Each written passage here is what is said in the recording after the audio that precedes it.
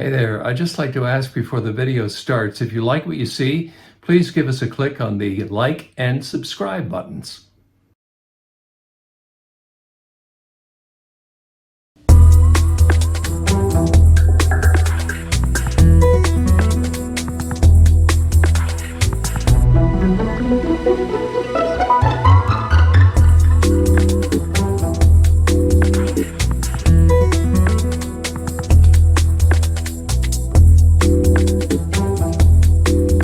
Hello, I'm Karl Wells, and welcome to Karl Wells Point to Point.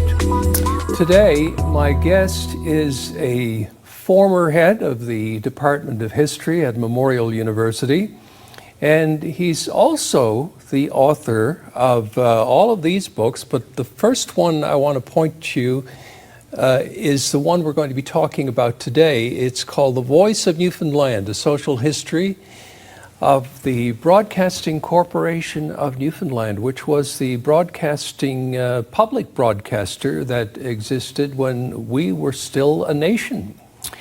It's a tremendously interesting story, and I'm so happy to welcome the author of Voice of Newfoundland to the program, Mr. Jeff Webb. Welcome, Jeff. Thank you, Karl, for your kind words and for the opportunity. Okay. Well, first question, what do you mean by a social history of the BCN? Well, for a lot of historians looking at radio broadcasting, they would kind of do one or two things. They would either talk about the government and the policy towards radio, or they would talk about particular programs. So, maybe radio stars like Jack Benny or the Chase and Sanborn Hour in the United States or something. And so what I wanted to do was talk about the role that radio broadcasting had in the changes in Newfoundland and Labrador in this period. So I was trying to get at not only what radio programs were created, but also who was listening to them and what effect on the listeners the radio programs had. So it's kind of looking at the social effects of this new and exciting technology in the 1920s and 30s.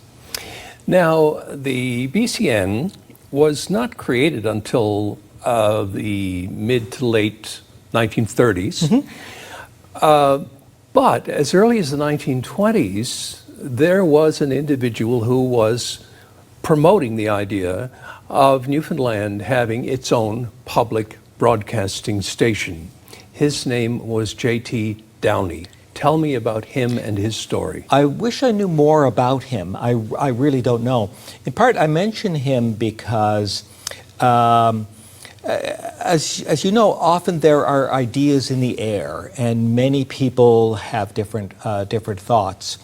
So Reverend Joyce at what became VOWR was starting to move into the realm of providing public service, not just church broadcasts for shut-ins, as they would put it at the time. So Downey and other people like him, even though they weren't associated with the government, they still had the realization that there could be public use.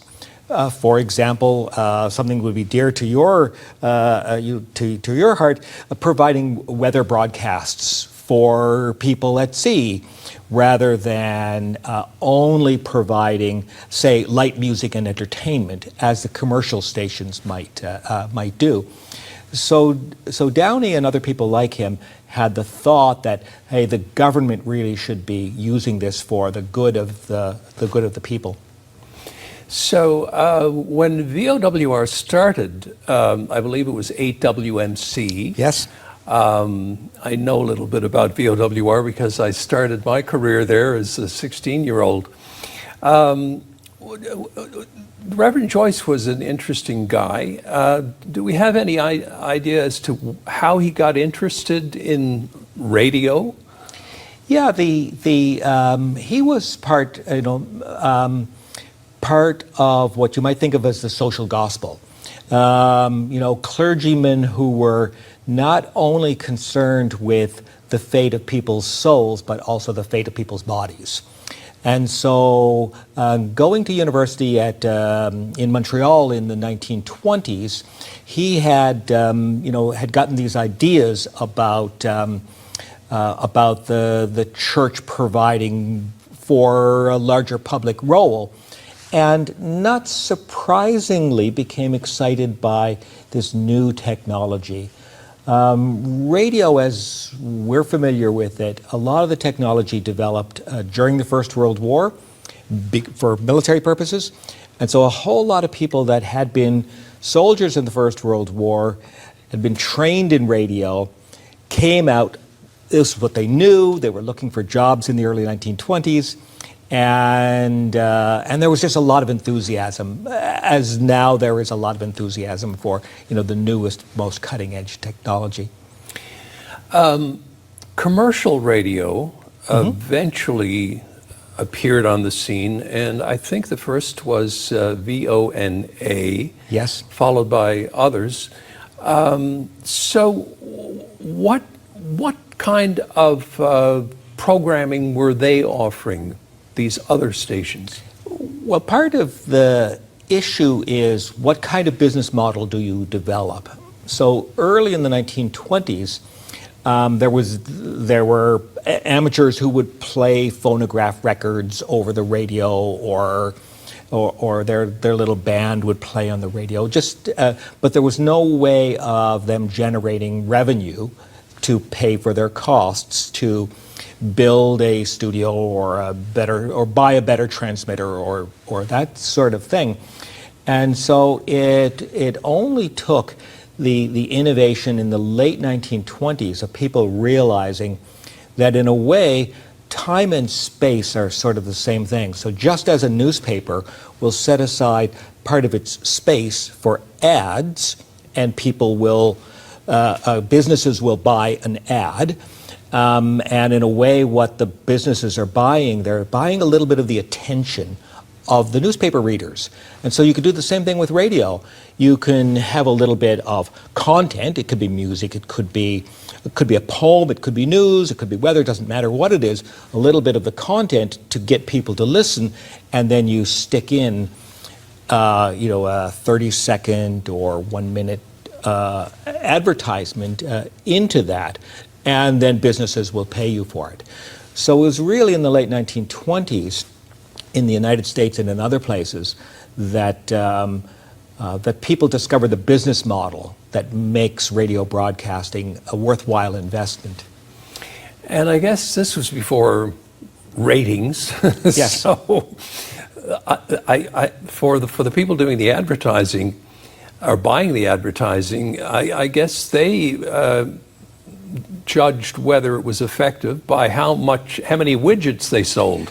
Yes, and also radio broadcasters invented ways of measuring audiences. So Joe Smallwood, who, as many people know, long before he had a political career, he worked as a journalist and worked as a radio broadcaster. So in his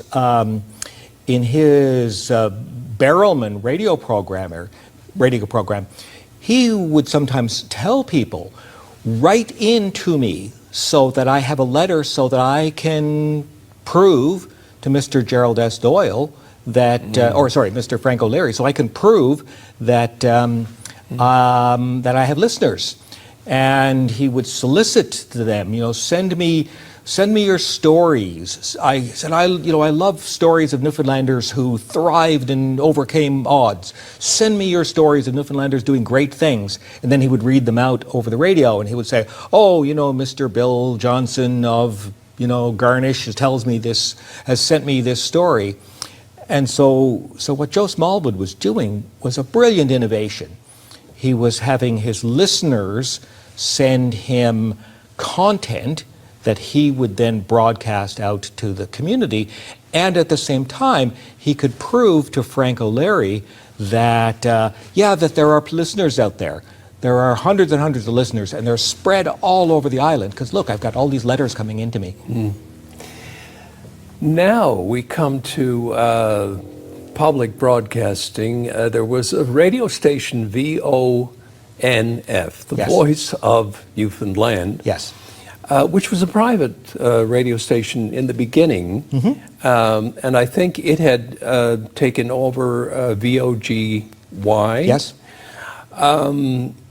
The Commission of Government, which was running our affairs Yes. from 1934 to 1949, they decided that Newfoundland should have a public broadcasting entity, and they chose VONF to be it, or at least the anchor station. They set it up in the Newfoundland Hotel, probably already was in the Newfoundland Yes. Hotel. How did that all evolve and become reality? Well, it's a little bit of a complicated story because, by 1938-39, there are really two principal radio stations. There's VOCM, which of course still with us today, still doing well. There was VOCM and VONF, which was owned by the phone company. It was owned by Avalon Telephone. And the British commissioners would have liked to have shut down all of the commercial stations and have created a public monopoly, as there was at the BBC at the time. The British Broadcasting Corporation was the only licensed radio broadcaster in Britain. They didn't allow any private alternatives. The United States, by contrast, they didn't have a public broadcaster, government-owned broadcaster. They only had independent networks and independent radio stations. So, the BBC, the Commission would have liked to have created a Newfoundland version of the BBC, but they didn't want to be anti-capitalist. They didn't want to shut down the businesses. They didn't want to be perceived as shutting down the businesses. So they compromised a little in allowing VOCM to continue as a commercial radio station, buying VONF and turning that into a public broadcaster, but then allowing some commercial sponsors to buy time for programs on VONF, on BSCN, which was similar to what the CBC had done in Canada, right? We think of CBC radio as non-commercial, but CBC radio in the 1930s and 40s did have some commercial Yes. broadcasting, Yes. some commercial advertisements. Yeah. And I suppose the Commission really were trying to create a version, albeit a small version, of the BBC Yes. in Newfoundland, weren't they? Yes, they were. And this particularly came to take on its own dimension during the Second World War. The BCN is set up in 1939. We know what happens in 1939. The Second World War starts. So it is difficult for us to imagine if the Commission of Government, if it had not been for the war, the Commission of Government would have used the Broadcasting Corporation to educate and entertain and uplift the people of Newfoundland and Labrador. But with the start of the Second World War, they thought, one of the things we need to do is we need to use it to bolster recruitment, we need to use it to foster morale, we need to be very careful about censorship, because we don't want somebody like Joe Smallwood, and this is a real case, of Joe Smallwood, going on the radio and saying, I was down on Water Street today and I saw such and such a ship about to leave, because of course he didn't want to have the Russian submarines listening in and hearing about the coming and going. So one of the questions, historians sometimes think about, what might have been if this thing had been different? How would that have been different? What would the Broadcasting Corporation have been like if it hadn't been for all of the wartime uses that the Broadcasting Corporation got turned to? And then, of course, with the end of the war, what happens is a debate about Newfoundland's political future and the question of what role will radio play in popularizing and publicizing the constitutional options? Will we become part of Canada? Will we return to being a self-governing colony in the British Empire? Will we continue with commission of government? So the Broadcasting Corporation never really had an opportunity to find its own mission, because almost right away it was pressed into service for wartime purposes, and then at the end of the war, the Confederation debate. Let's talk about the commission and its agenda. Yes. It was set up to get our financial affairs in order, because let's face it, we were an economic basket case, and they were charged with putting us on a sound footing economically. But I read in your book, and I had no idea this had happened, but in your book you say that they closed the Newfoundland Museum and dispersed its collections. Yes. Now, this was a cultural entity, an important one. And for the life of me, I can't understand how they why they would have thought this was a good thing to do for the sake of putting us on a sound financial footing. Did they have another agenda? Well, I don't think so. Part of what makes that even more puzzling is one of the roles that the Newfoundland Museum at the time had was publicizing natural resources. So if you had gone to the Newfoundland Museum in 1937 or in 1931 or so, at the post office building on Water Street, which was where it was then housed, if you'd gone in there, what you would have seen some Beothic artifacts that had been collected by J.P. Howley, and you also would have seen a lot of mineral samples, and you would have seen stuffed caribou and that sort of thing. So part of the role of the museum was not just to celebrate our history, but also it was to publicize the natural resources of Newfoundland. To show, well, you can hunt here, you can fish, you can search for coal, there's iron ore on Bell Island, all of those sorts of things. So it does seem to me, as well as to you, it does seem to be a puzzling decision because it would not have saved a great deal of money, and certainly the amount of office space that was freed up was pretty negligible. It took on greater symbolic importance.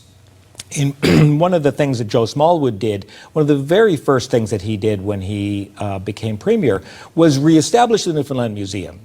Yes. Because even for Joe Smallwood, this was it was an affront to both the history of the place, which he genuinely did care about, and also the kind of national identity, which again he really did care about. For Joe Smallwood, joining Canada was an opportunity to make Newfoundlanders' lives richer. It was not to make them not Newfoundlanders. Some people accused the BCN of being a propaganda tool for the Commission of Government. And in fact, there were people who complained that they were not allowing opposing voices on the air. What's your take on that? I think that's largely fair. From the Broadcasting Corporation's perspective, they did not want to be perceived to be censoring people, but they also didn't want people to have access, what they saw as irresponsible people, to have access to broadcasting, to spread lies and undermine what they were doing. So the Broadcasting Corporation, like the Newfoundland Ranger Force, they were one of the tools that the Commission had to publicize their own policies and to encourage the changes that they wanted to make in Newfoundland and Labrador. They didn't want it to be used otherwise, but they were always very, very aware that we don't want to be seen as a propaganda arm. so their solution was, we will allow people access to the radio as long as they are the responsible sort of people. The irony was that one of the responsible sorts of people was the former member of the House of Assembly, Peter Cashin. So they, you know, as a former finance minister, a former member of the House of Assembly, you know, First World War veteran, they couldn't very well deny him access to speak on public matters, and Cashin was very, very adept at criticizing the Commission's agenda, and he, as you remember, was one of the 3 or 4 leading advocates of a return to responsible government. Not the outcome that the Commission wanted. The Commission favored Confederation, but they didn't want to be seen to be putting their thumb on the scale. So it was a very, very difficult balancing act for them. Encourage Newfoundlanders, give Newfoundlanders information through the radio that will encourage them to choose to join Canada, but not get criticized as being a pro-Confederation propaganda radio station. Cashin, one of Cashin's great lines from the Confederation debates was, "We will build Jerusalem in our own green and pleasant land." Yes, and also accusing Joe Smallwood of being Judas Iscariot, Yes. leading the people across. Yes. Yeah, it must have been something to sit in the gallery and watch those debates. Well, both. I mean, as you know, people often comment on Joe Smallwood's experience as a radio broadcaster with the Barrelman program, in first of all making his voice and his name well known to people. I think it's a fair point to suggest that Joe Smallwood would not have been a political leader known across the island had it not been for his earlier broadcasting career. And he was comfortable with the microphones. He was comfortable in that kind of role. Peter Cashin was also a very fine orator. And if you listen to the recordings of the National Convention, which I did many, many years ago, there are a number of people that stand out as you know, just wonderful public speakers, wonderful debaters, wonderful broadcasters. William Keogh stands out again as another great figure. So people sometimes exaggerate Joe Smallwood's mastery of it. Not that Joe Smallwood wasn't really comfortable. And Smallwood, you know, quite famously in one of the debates said, "I am speaking to the people of Newfoundland." Right? Exactly. He saw himself not as speaking to the other men in the chamber, but using radio, and he was really, really plain about that. I'm speaking to you, the people of Newfoundland, through this radio. It was certainly a time for BCN to come into its own right and show how effective it could be in terms of bringing important information to the masses in Newfoundland. But the first test they had was in 1939 when the King and Queen visited St. John's. And of course they were charged with being the public broadcaster that would carry the coverage of this event not only throughout Newfoundland, but I assume to other parts of the world as well. They did. How did they do? I think they did pretty well, especially considering this. You know, it was done. You know, they didn't have a lot of experience on this, and you know, one of the hosts of it was the lawyer, later Supreme Court Justice Robert Furlong. So he was one of the people who was tasked with filling up on the radio a large amount of time where nothing very much is happening. And so again, I've listened to the radio broadcasts from that, and so there's long periods where he's describing the color of the gloves that the Queen is wearing, because he knows he's got he's got air time to fill, but there's nothing visually. There's nothing actually happening. So he's trying to paint a visual picture using radio. And considering he was not an experienced broadcaster, I think he did pretty well with it. Jeff, I'm sorry to say we're almost out of time, but I did want to leave a little bit of time to give you an opportunity to mention the other books you've written, which are a little more recent. This one here is called well, I can't read it. The Cause of Art: Professionalizing the Art Gallery in Newfoundland and Labrador.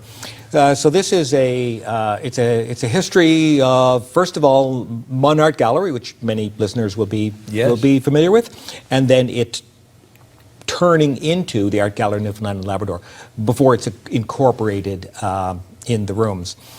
And the other book, Observing the Outports, is a history of what I call the Newfoundland Studies movement. It's a group of scholars at the university, George Story, for example, so the first chapter is on the writing of the dictionary in Newfoundland English, the second chapter is on the historians, the third chapter is on the development of the folklore department and the study of Christmas mumming. And so it's the first book is a history of the government reaching Newfoundlanders through radio. The second book is about Newfoundlanders at the university discovering their culture. And the third book is about creating a space for painting and visual culture. Marvelous. And all of these books, I guess, would be available online. I think they are, yes. And in your public libraries. Yes, they are. Thank you very much for being on the program. Thank you very much, Karl. It's been a very great pleasure. And we'll see you all again next time.